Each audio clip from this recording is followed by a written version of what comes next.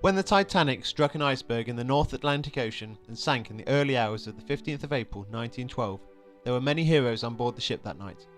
From the sailors who lowered the lifeboats, to the engineers who kept the lights on so people could see to escape, to the wireless operators who kept sending out distress signals to the end, and to Captain Edward John Smith, who did everything he could to rescue others and then went down with his ship.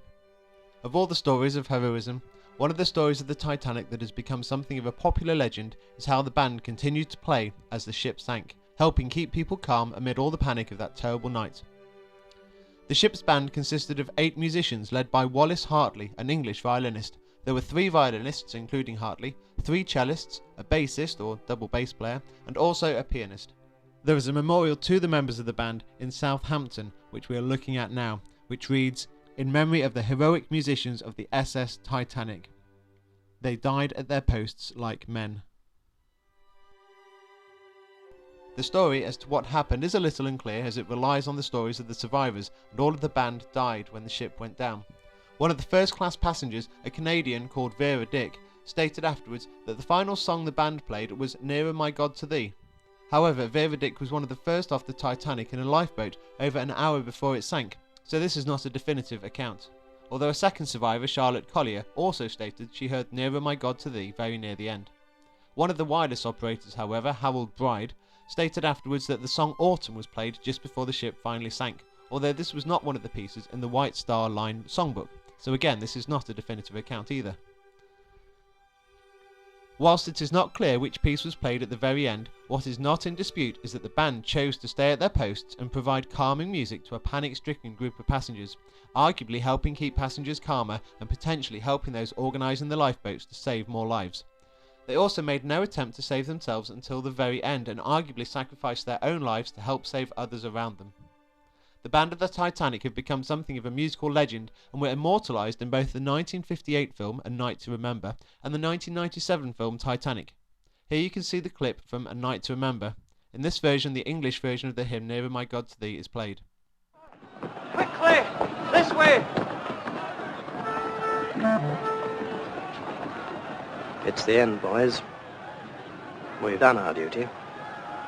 We can go now.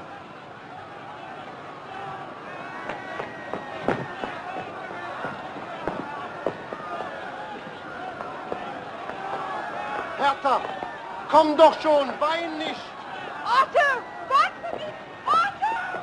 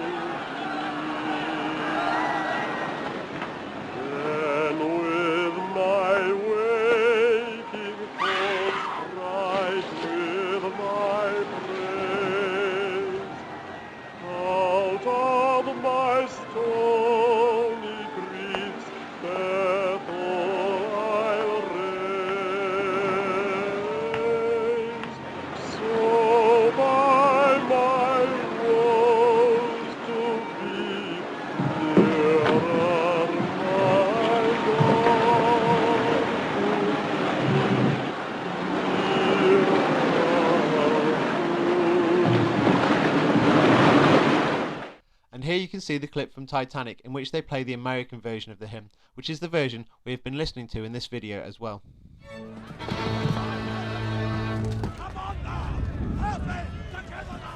Right, that's it then. Goodbye, Ollie. Good luck. Goodbye, Bollers. So long, old chap. Take a turn around the baby, lower the first turn until the second.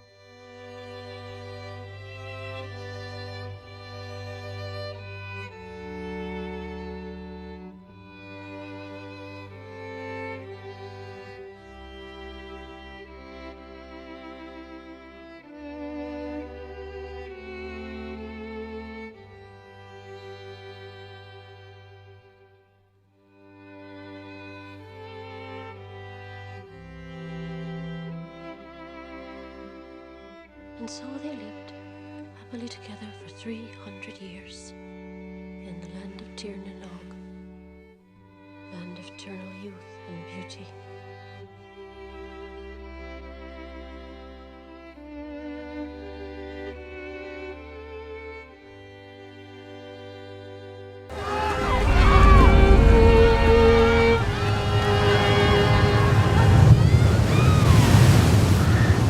Gentlemen, it has been a privilege playing with you tonight. Among other items, the violin that Wallace Hartley played in the band was later retrieved from the wreck of the Titanic by underwater robots or remotely operated vehicles. In 2013, the violin was sold in auction for a staggering £900,000, which shows just how famous the band and their music have become. The violin has an inscription on it for Wallace from his fiancée, Maria. They had been planning to get married later that year, which makes the violin more special and the whole story even more moving. Okay, Year 6, there we are. So a really interesting topic about the band on the Titanic who played on that last fateful night and who all lost their lives tragically in the disaster that was the Titanic sinking. And my question for you is, what do you make of the band and what they did? That group of 8 musicians led by the band leader Wallace Hartley. Were they heroes? Was it fantastic bravery that saw them play to the very end as the ship was actually sinking, or was it a mistake? Did they make a mistake doing that? Should they have been focusing on their own lives, trying to save themselves and get into a lifeboat? What do you think they should have done? Why do you think they did what they did? And what do you think that achieved? Who do you think they helped doing that? In what made it so brave? What made it so fantastic? Tell me your thoughts. Tell me what you think. You can just write it down, send it on an email or on Class Dojo, or get your teachers to send it to me through Teams. So just send me your written answers. Just write a short paragraph about what you think, and then next week I'll create a video where we share some of your ideas and we discuss it. Maybe get a couple of your teachers to give some of their feedback and thoughts as well, so we can have a bit of a discussion about these heroes of history and discuss what we really think about what they did. Okay, do take care everyone. Thank you.